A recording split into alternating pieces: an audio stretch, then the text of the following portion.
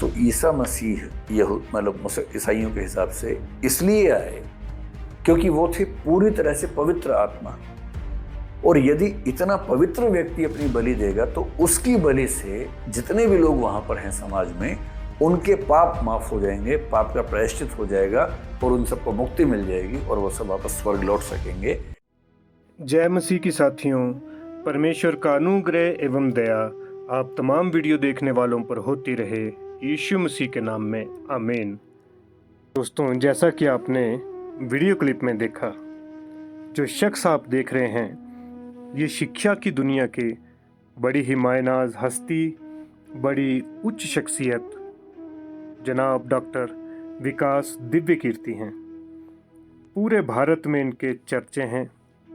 भारत के सबसे प्रसिद्ध और बेहतरीन शिक्षकों में से एक हैं। आपने भी कभी ना कभी कहीं ना कहीं इनके वीडियो को देखा ही होगा। दोस्तों, ये अपने स्टूडेंट्स को इज़राइल और फ़िलिस्तीन विवाद क्यों है, इसके पीछे की क्या वजह है, इस टॉपिक पे ये अपने स्टूडेंट को पढ़ा रहे थे, जो कि इनके सिलेबस का ही हिस्सा है। ये पूरा वीडियो लगभग 4.25 घंटे का है, लेकिन उसमें से एक छोटी सी क्लिप जो कि आपकी स्क्रीन पे आएगी, आप उसे सुनिए। उसके बाद हम अपने विषय की ओर बढ़ते हैं। ईसा मसीह की कुर्बानी के पीछे ईसाई लोग ये मानते हैं कि ईसा मसीह तो ईश्वर के पुत्र थे। यदि ईश्वर के पुत्र चाहते कि उनको सलीब पे न टांगा जाए तो कोई कैसे इतनी हिम्मत कर सकता था। लेकिन वो आए ही इसलिए थे कि वो अपनी बलि दें, वो अपनी कुर्बानी दें। क्यों? क्योंकि ये जो आदम के पुत्र पुत्रियां हैं, यानी मनुष्य हैं सारे, ध्यान रखना, यहूदी और ईसाई लोग मानते हैं कि शुरू में मनुष्य स्वर्ग में था।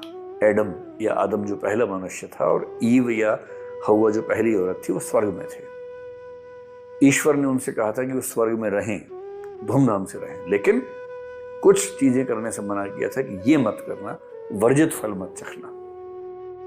और ऐसा हुआ कि उन लोगों ने वर्जित फल को चख लिया।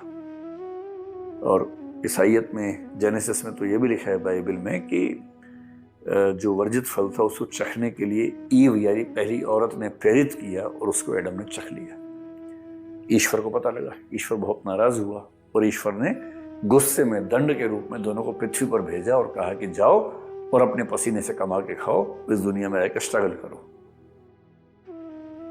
अब यहूदी और ईसाइयत के हिसाब से मनुष्य का टारगेट क्या है? वापस जन्नत में जाना है, स्वर्ग में जाना है, हेवन में जाना है, garden of Eden. Eden garden का मतलब स्वर्ग का उद्यान, वहां जाना है।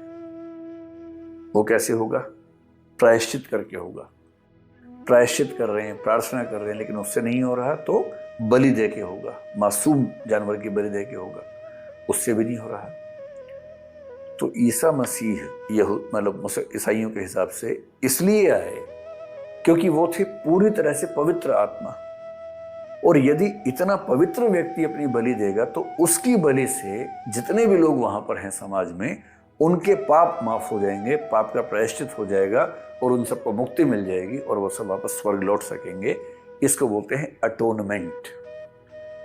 लेकिन ईसा मसीह की कुर्बानी के बाद भी अटोनमेंट पूरा नहीं हो सका और इसीलिए मनुष्य आज भी इस पृथ्वी पर है।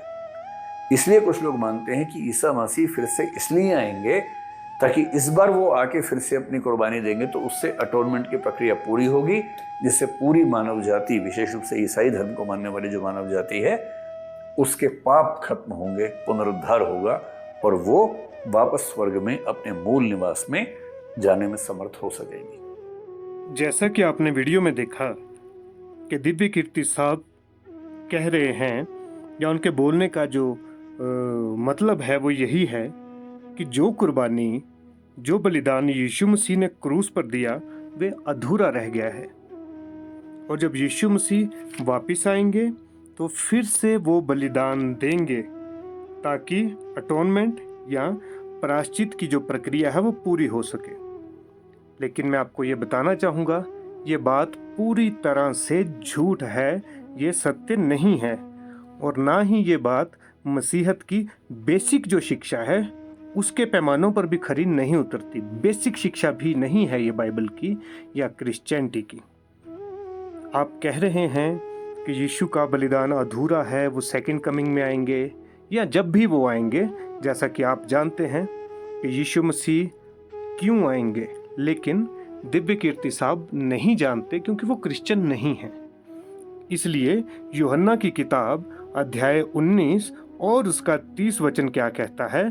जब यीशु मसीह क्रूस पे लटके थे, वो अपनी मृत्यु के करीब थे, वो बलिदान दे चुके थे, और जब उन्हें सिरका पीने को दिया गया तो यीशु मसीह ने क्या कहा था कि पूरा हुआ। आखिरी शब्द यही थे यीशु मसीह के कि पूरा हुआ। क्या पूरा हुआ? वो बलिदान जो यीशु मसीह देने आए थे, अर्थात जिस कारण से यीशु मसीह का जन्म हुआ था, वो काम यीशु मसीह ने पूरा कर दिया है।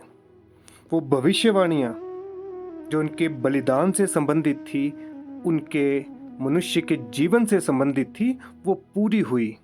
यीशु मसीह जो काम करने आए थे, या जिस काम के लिए परमेश्वर ने उन्हें ये देह दी थी, जो बलिदान उन्होंने देना था, वो बलिदान यीशु मसीह ने दिया और पूरे सिस्टमैटिक ढंग से दिया, और अपने कार्य को उन्होंने पूरा किया। वो कुर्बानी दी ताकि मनुष्य जाति के लिए वो दरवाजा खुल सके, वो मोक्ष का दरवाजा, अनंत जीवन का दरवाजा, स्वर्ग का दरवाजा। तो यीशु मसीह का कोई काम अधूरा नहीं रहा, कोई कुर्बानी अधूरी नहीं रही। बलिदान अपने आप में पूरा है, पूर्ण है। अब हमें बलिदान की ज़रूरत नहीं रही। बलिदान यीशु मसीह ने स्वयं दे दिया। अब हमें सिर्फ उस पे विश्वास करना है, उसकी उस कुर्बानी पे विश्वास करना है, जैसा कि वचन हमें बताता है। यूहन्ना की किताब उसका अध्याय 3 और 16 वचन में लिखा है कि परमेश्वर ने जगत से ऐसा प्रेम किया कि उसने अपना इकलौता पुत्र दे दिया, ताकि जो कोई उस पर विश्वास करे वे नाश ना हो, परंतु अनंत जीवन पाए। अर्थात परमेश्वर के पुत्र पे विश्वास किया जाए। अब विश्वास से होगा, बलिदान से नहीं होगा। जिस पवित्र बलिदान की ज़रूरत थी, वो हमारे प्रभु यीशु मसीह ने हमारे पापों के बदले अपने प्राणों की आहुति दी, बलिदान दे दिया गया है। हमें सिर्फ विश्वास करना है, क्योंकि लिखा है कि मेरा धर्मी जन विश्वास से जीवित रहेगा। और बार बार बलिदान, इस विषय पे भी हम बात करेंगे।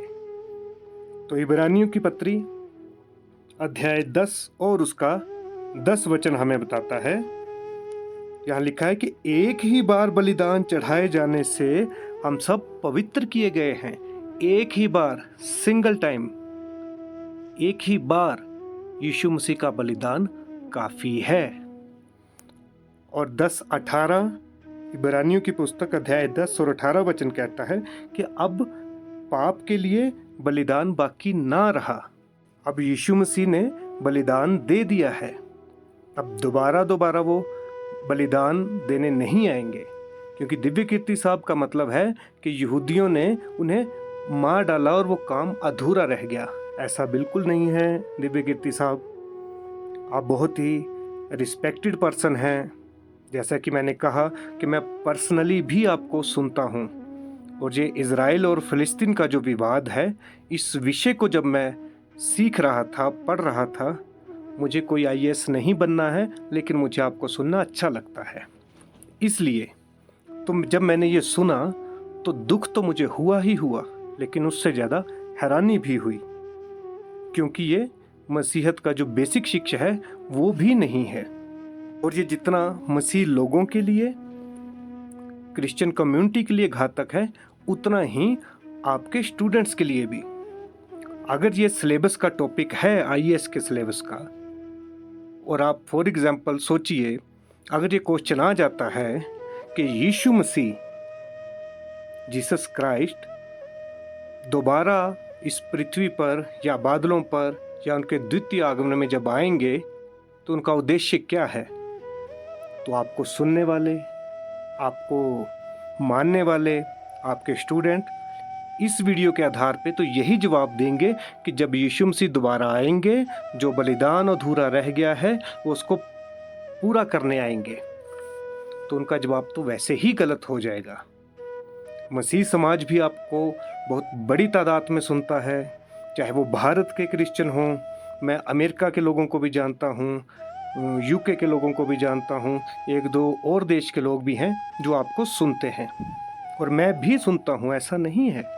बहुत अच्छी आप टीचिंग देते हैं, लेकिन मेरी आपसे गुजारिश है, अगर मेरी आवाज़ कभी आप तक पहुँचे तो आप इस वीडियो के रिप्लाई में पूरी जांच के बाद बाइबल से या किसी जो कि बाइबल के जो टीचर हैं या पास्टर्स हैं या यूट्यूब से देख के आप इस बात की भली भांति पहले जांच कर लें कि यीशु मसीह क्यों आएंगे। हो सके तो हमें रिप्लाई भी करें, क्योंकि आप बहुत ही बुद्धिमान टीचर हैं। जब आप किसी धर्म विशेष की बात करें, किसी धर्म को समझाने की कोशिश करें या उससे विवादित पहलुओं को समझाने की कोशिश करें, तो उसको धर्म के चश्मे से एक बार जरूर देख लें कि वो एक्चुअली धर्म कहता क्या है, उसका बेस क्या है। तो बाइबल का बेस सिंपल सा है कि मनुष्य पापी है और वो परमेश्वर से दूर हो चुका है, और मनुष्य स्वयं का उद्धार नहीं कर सकता। उसके लिए एक बलिदान की जरूरत है जो कि पवित्र बलिदान हो, और इस पृथ्वी पे कोई पवित्र है ही नहीं। मनुष्य में से, जानवरों में से, पशुओं में से, रेंगने वालों में से, पानी में रहने वाले जीव जंतुओं में से कोई पवित्र नहीं है। इसलिए परमेश्वर को अपने इकलौते पुत्र को भेजना पड़ा, और वो बलिदान एक ही बार पूरा हुआ है, जैसा कि हमने वचन से आपको बताया। इब्रानियों की पुस्तक द बुक ऑफ हेब्रू अध्याय 10 उसका 10 वचन और 10 से 18 तक साफ साफ कहता है। ऐसे और भी बहुत सारे वचन हैं कि यीशु मसीह का उद्देश्य क्या था और वो उद्देश्य पूरा हुआ कि नहीं हुआ। क्योंकि आपकी आवाज़ में दिव्य कीर्ति साहब बहुत वजन है, आप अपने आप में ही एक पैमाना है। बहुत सारे लोग इसी बात को क्लेम करते हैं कि हमने दिव्य कीर्ति साहब का वीडियो देखा, दिव्य कीर्ति साहब ये कह रहे थे। मतलब आपके मुख से निकला हुआ शब्द पत्थर पे लकीर हो सकता है। ये मसीहत के लिए आपकी जो शिक्षा है ये खतरनाक है दिव्य कीर्ति साहब। इससे लोग मिसलीड हो रहे हैं, गलत इन्फॉर्मेशन उन तक जा रही है। खास करके वो लोग जो नए नए मसीह में हैं या जो नॉन क्रिश्चियंस हैं, वो इसी बात को पक्का मान लेंगे कि यीशु मसीह का काम अधूरा रह गया है और दोबारा पूरा करने आएंगे। ये सत्य नहीं है। और मेरी मसीह लोगों से भी विनती है कि चाहे कोई भी हो, बड़े से बड़ा पास्टर, बड़े से बड़ा प्रोफेट, बड़े से बड़ा टीचर, मंत्री, प्रधानमंत्री, चाहे कोई भी हो, आप एकदम से अंधाधुंध यकीन ना करें। कृपया मसीह इतिहास को समझें, बाइबल को समझें और हर एक बात को परखें। यहाँ तक कि अब मैं आपसे बात कर रहा हूँ, आप हमें भी परखें कि क्या वो बिब्लिकली है या नहीं है, या बाइबल से उसका मैच है या नहीं है। तो इस वीडियो का मतलब यही था कि जो मिस इन्फॉर्मेशन या जो गलत टीचिंग दिव्य कीर्ति साहब ने दी, मसीह लोग इसे सच ना माने, क्योंकि बाइबल में लिखा है कि अंत के दिनों में ऐसा होगा। लोग अपने कान की खुजली मिटाने के लिए अपने लिए बहुतेरे उपदेशक ढूंढ लेंगे, और मसीह लोग बाइबल नहीं पढ़ेंगे। ये लोगों की बातों पे यकीन करेंगे कि बोलने वाला कौन है। ये लिखा नहीं है, ये मैं वैसे बता रहा हूँ। तो आप अपने विवेकपूर्ण ढंग से बिल्कुल एक खोजबीन करके बाइबल के वचन से परखें, क्योंकि हमारे पास हमारा पवित्र शास्त्र, धर्मशास्त्र बाइबल है, और वो अपने आप में कंप्लीट बुक है। और यीशु मसीह आएंगे, ये बात बिल्कुल सत्य है। लेकिन क्यों आएंगे, ये बात शायद दिव्य कीर्ति साहब आप नहीं समझ पाए। तो कृपया करके इन तमाम बिंदुओं पे आप गौर फरमाएं, जांचें, परखें, और अगर हमारी आवाज़ आप तक पहुंचे कभी तो इसका रिप्लाई जरूर दें। और तमाम वीडियो देखने वालों का भी शुक्रिया। परमेश्वर आप तमाम वीडियो देखने वालों पे अपना अनुग्रह बनाए रखे, यीशु के नाम में आमीन।